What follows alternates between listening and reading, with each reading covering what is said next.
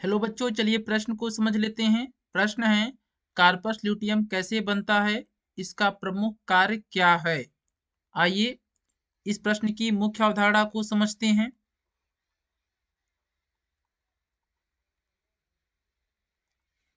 जब ग्राफियन पुटिका जब ग्राफियन पुटिका जब ग्राफियन पुटिका फट जाती है जब ग्राफियन पुटिका फट जाती है जब ग्राफियन पुटिका फट जाती है तो द्वितीयक अंडक बाहर निकलता है।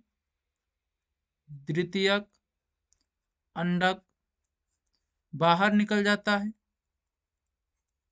बाहर निकल जाता है बाहर निकल जाता है तो इस प्रक्रिया को अंडोत्सर्ग कहते हैं। तो इस प्रक्रिया को अंडोत्सर्ग कहा जाता है। अंडोत्सर्ग कहा जाता है कहा जाता है जब ग्राफियन पुटिका फट जाती है तो द्वितीयक अंडक बाहर निकल जाता है तो इस प्रक्रिया को अंडोत्सर्ग कहा जाता है। शेष बची ग्राफियन पुटिका शेष बची शेष बची ग्राफियन पुटिका शेष बची ग्राफियन पुटिका एक ग्रंथि की तरह कार्य करने लगती है। एक ग्रंथि की तरह कार्य करने लगती है कार्य करने लगती है जिसे कार्पस ल्यूटियम कहते हैं जिसे कार्पस ल्यूटियम कहते हैं जिसे कार्पस ल्यूटियम कहते हैं कार्पस ल्यूटियम कहते हैं।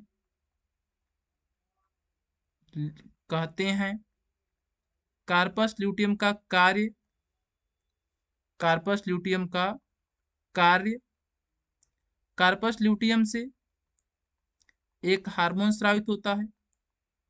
कार्पस ल्यूटियम से एक हार्मोन स्रावित होता है जिसका नाम है progesterone hormone. Progesterone hormones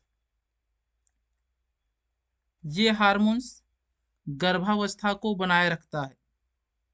progesterone hormones गर्भावस्था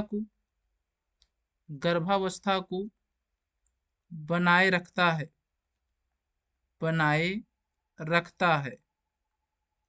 हम आशा करते हैं यह प्रश्न आपको समझ में आया होगा। धन्यवाद।